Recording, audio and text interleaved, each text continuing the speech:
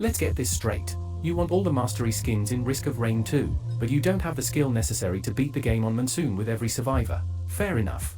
I'll teach you how to ascend to Guardhood. Here's your shopping list. Required items include the Survivors of the Void DLC, Artifact of Command, 57 Leaf Clover, the Newt Altar Location Wiki page, and about 7 Lunar coins per survivor.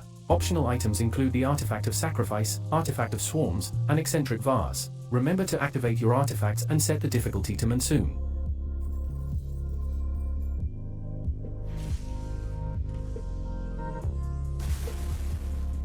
On stage 1 you're going to beeline for the teleporter. If any loot drops I'd recommend picking up a topaz brooch or 2, a ukulele, and a will-o'-the-wisp. All green drops after you get your will-o'-the-wisp are reserved for regenerating scrap. Do anything you want with the grey drops. If you suck like me and you're playing with Artifact of Swarms also like me, then you'll probably die in this first stage a couple times before you get the hang of it. That's okay.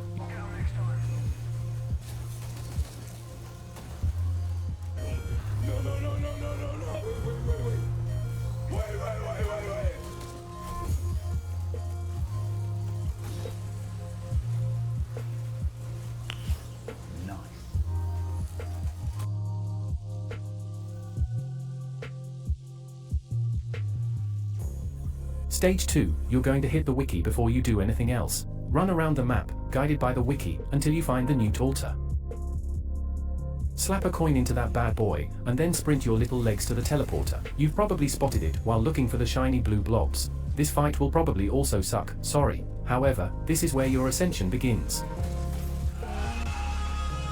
Okay. Pacing is important for these runs. You'll be a god soon, but you aren't yet. The monsoon is coming.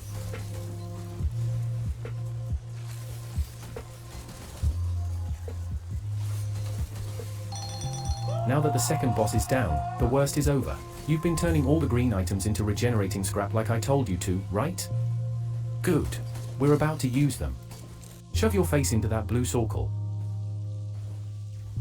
This damp blue janitor's closet is where your potential will be unlocked. Feed this cauldron 5 regenerating scrap, it'll regurgitate a legendary item in return. Turn it into the clover of 57 leaves. If you're 1 or 2 scrap below a multiple of 5, it's worth trading in some grey items. The difficult part of the run is nearly over. Your next green item is an AKG missile, and the base of the build is complete. You probably see where this is going. Each stage for the rest of the game is strikingly similar to the last. Newt Altar, Teleporter, Blue Place, free legendary items.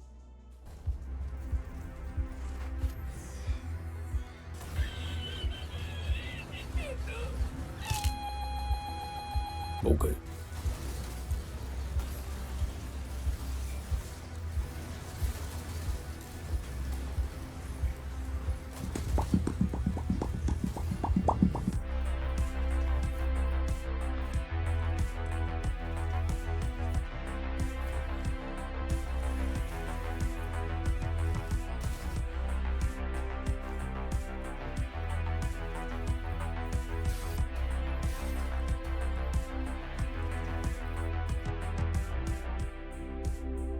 Once you've reached this point, the game is pretty much AFK time for you. Pick up regenerating scrap. Pick up ATG missile. Pick up ukulele. The enemies basically kill themselves. Now that we've hit stage 5, the power of this method is starting to rear its vicious head. I shoot this vaguely phallic purple crab boy on stilts for a few moments, and then missiles begin to spurt from my veins over the next handful of seconds as if I had a severed aorta.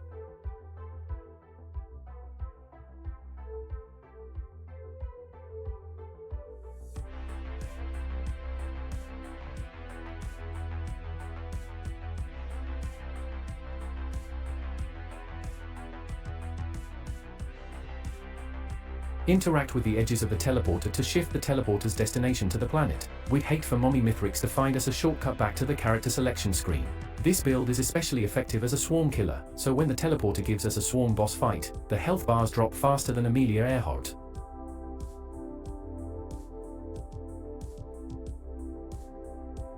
Now that you've seen the build's power, you'll be wondering how it works. A summarized explanation comes from Aristotle: the whole is greater than the sum of its parts. Skip to this timecode if you don't want to hear the nerd rant. In Risk of Rain 2, items interact with each other. I'll need to introduce a definition to you. To proc is to activate or trigger an item or effect. Shooting an overgrown beetle has a chance to proc each of your items. Some of those items can proc other items, these are called chain items. Thus, we can create a chain of item procs. For each attack, each link must be unique. Once our ukulele has been procced, none of the effects in that chain may proc ukulele again.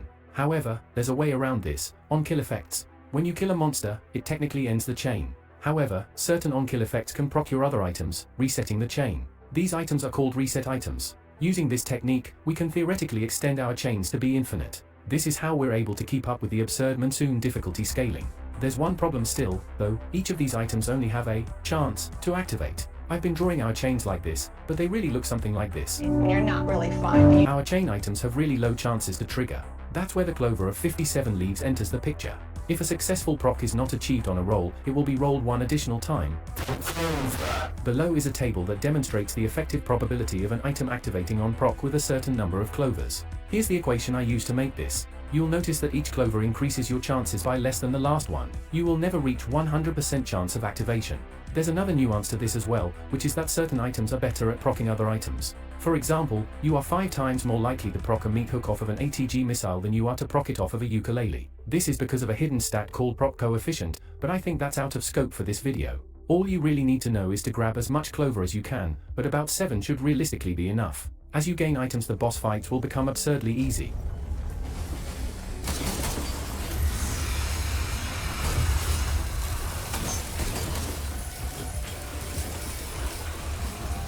Rivers of rockets will gently wash away your enemies and cleanse this world of their twisted forms.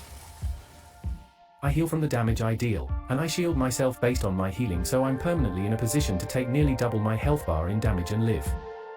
Once you're AFK clearing stages, I would pick up a focused convergence. It makes your pace a little faster, and you no longer need space inside the teleporter. Your shopping list now looks like 4-ish clovers of many leaves, ICBM, sentient meat hook, ceremonial dagger, Dio's best friend, and then more clovers and missiles. Some other great items to round out this build are Lensmaker's glasses, tri-tip daggers, Harvester's scythe, rejuvenation rack, Aegis, and wake of vultures. At critical mass it doesn't really matter what you build. There's a few notable exceptions. Do not pick up the interstellar desk plant or the molten perforator. Once you've ascended, you're not fighting against the monsters anymore, you're fighting against your CPU. These 2 items absolutely can and will end your run by crashing your computer. Even without them you're running on borrowed time. Enter exhibits A, B, and C. Your blacklist also includes benthic bloom, plasma shrimp, and egocentrism because they will eat your core items.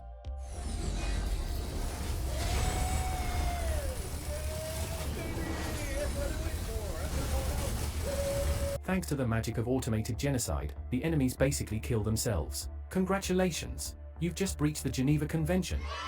I would be worried for you, but I think you'll be alright.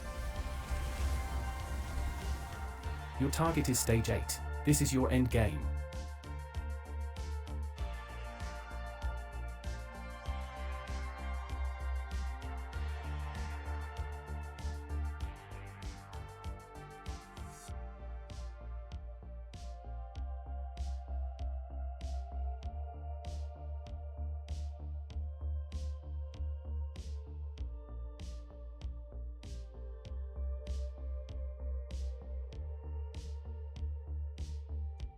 Pay extra attention to enter the celestial portal, not the blue portal.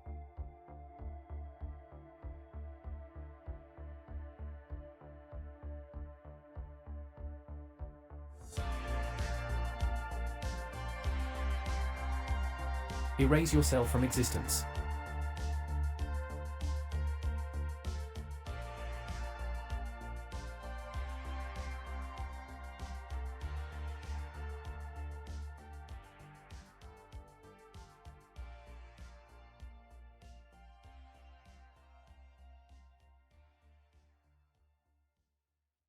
Okay.